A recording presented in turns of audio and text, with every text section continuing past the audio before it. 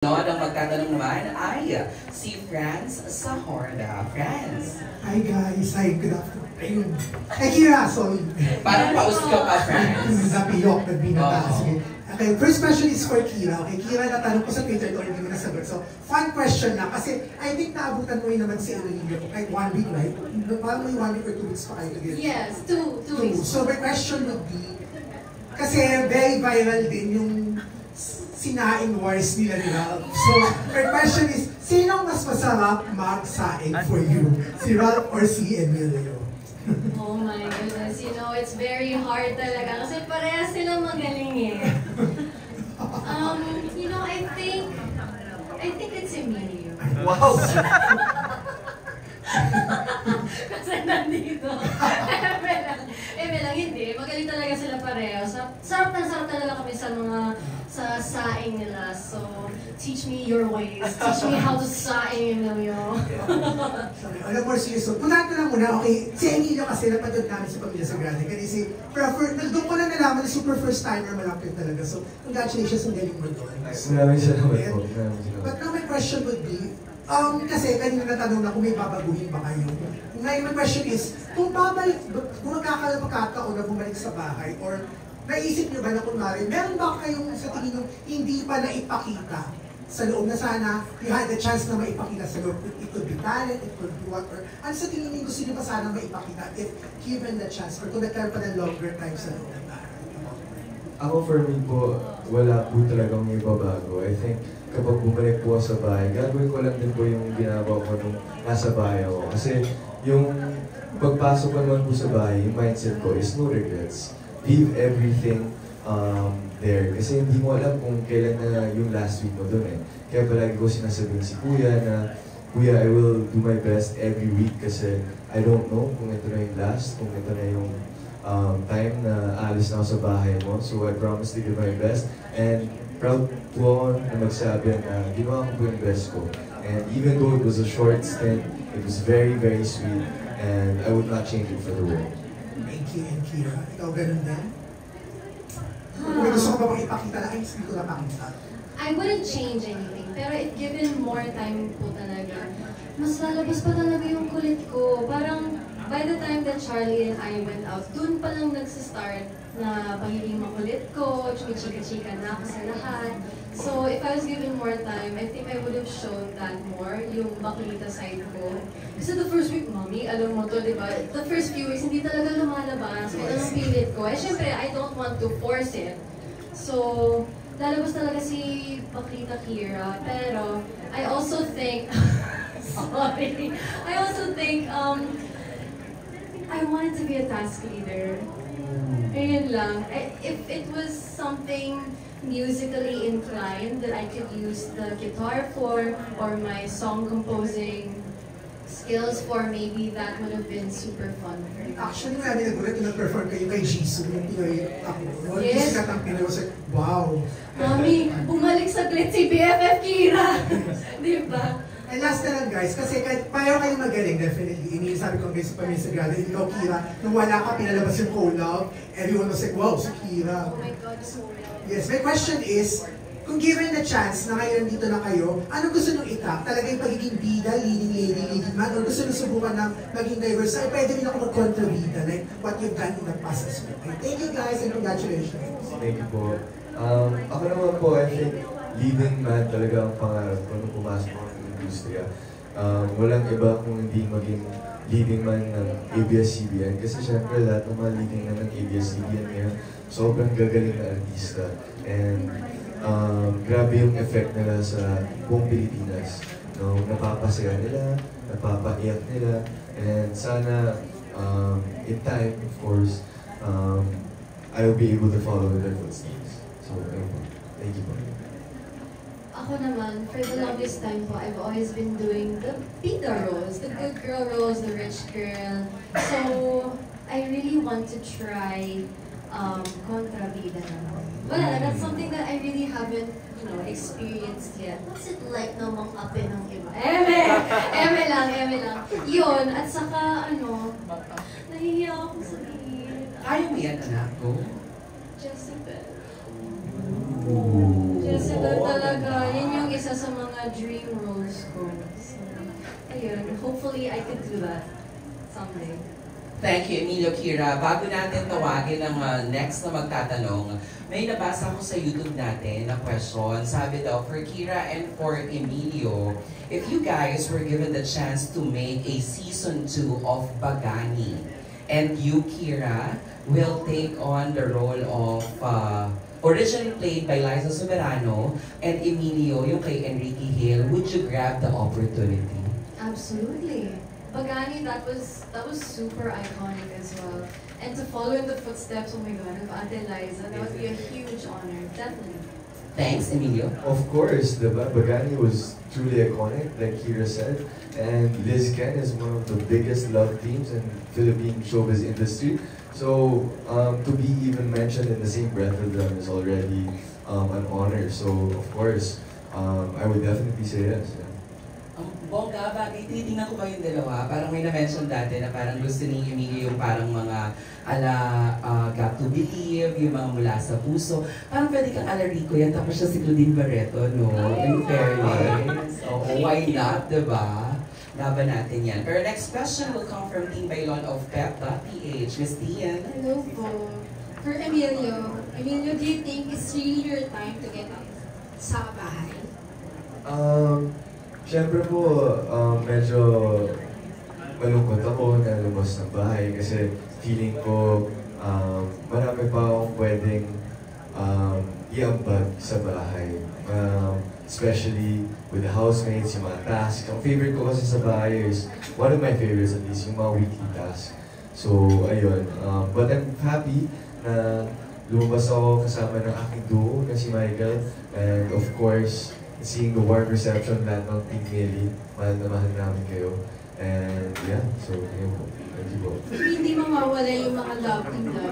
So kung bibigyan ko ng pagkakataon na malonger yung pag-stay mo sa bahay, sino yung babaeng gusto mo pang makilala? Housemate. Siguro si Mika. I think we were getting close na, pero syempre could get deeper connection pa with Mika. But yeah.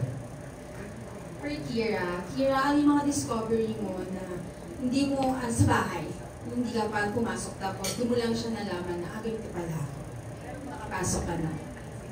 Like about myself, I've said this before, sobrang clingy ko po pala when I'm surrounded by the right people. Lumalabas talaga yung pagka-clingy ko. I love like hugging my fellow housemates. I like, wrapping my arms around them, playing with their hair, si AZ. At pinaka-favorite ko, gusto ko yung may kahati ako sa food. Yun lang. So, ano din natin, isunod ko na din na, kasi parang pag tulabas mo ng bahay, puro guesting. Tapos meron kang trending na sa TikTok Lack. Yung kaya parang marami kasing netizens and their fans na nabastusan daw dun sa ginawa sa yung pag-cut ni Faith De Silva. So, reaction mo? Actually, when I was there, hindi ko naman po feel na may kabastusan na nangyari. And alam ko naman din, yung sa mga live show po na ganyan, talagang may oras yan. So if they needed to cut the show, wala po talagang problema yan sa akin. And by the time that I was there, di ba nasabugan na ako ng powder? So parang, Sabugan ka rin? Diba? Oo, twice. Twice, ikaw. Beses na. Buti ka.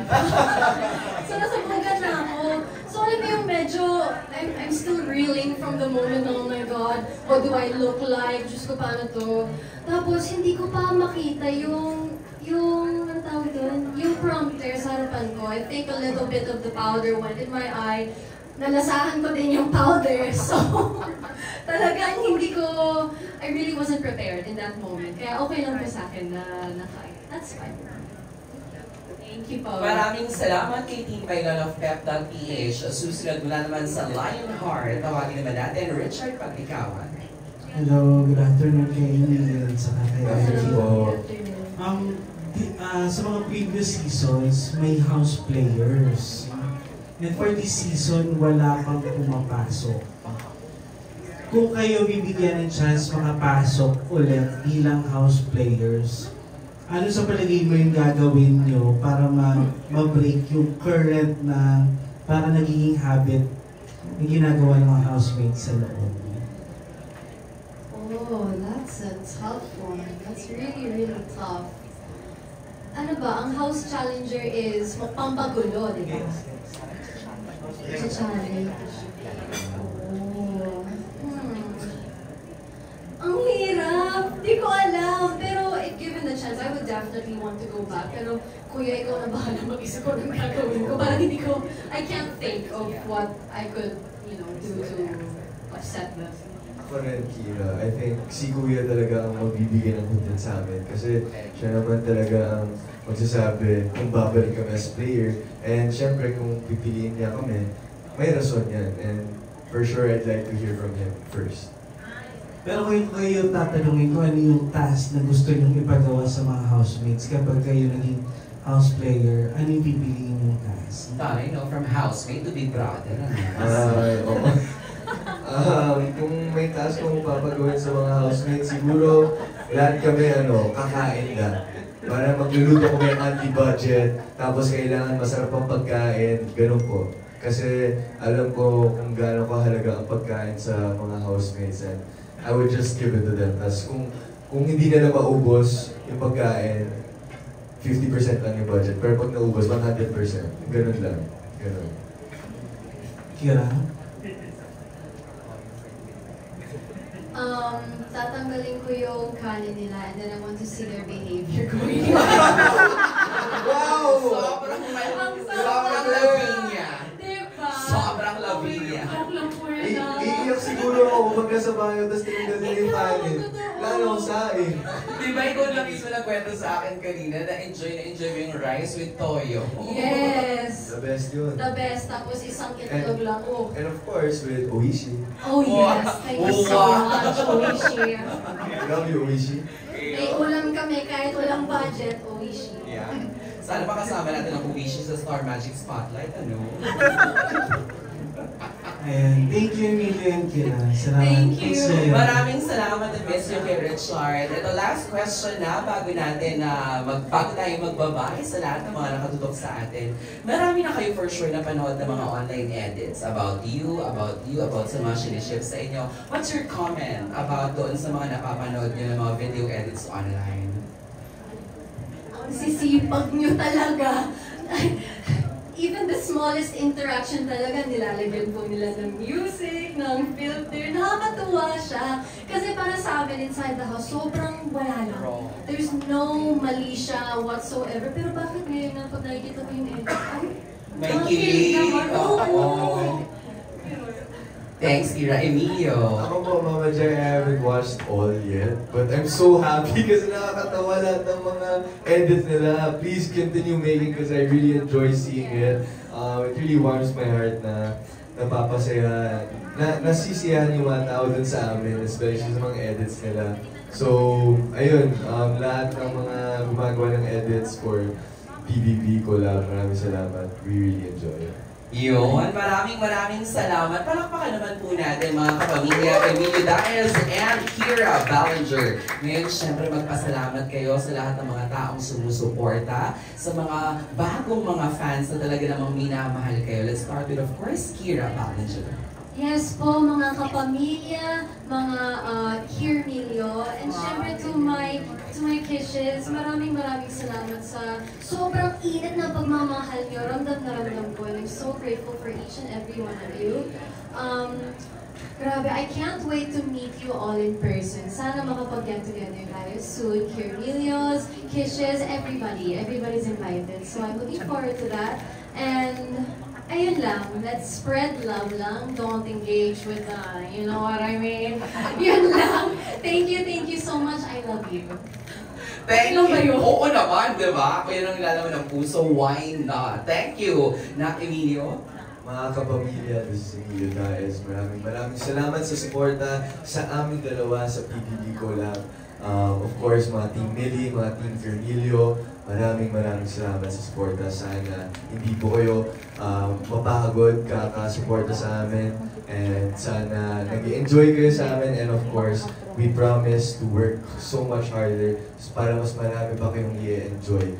And of course, I really hope to see you all soon. Eat well and good. Thank you. Tama, eat well, diba? Oo, tama yun. Maraming salamat once again, Emilio Daez and Kira Ballinger. Napaka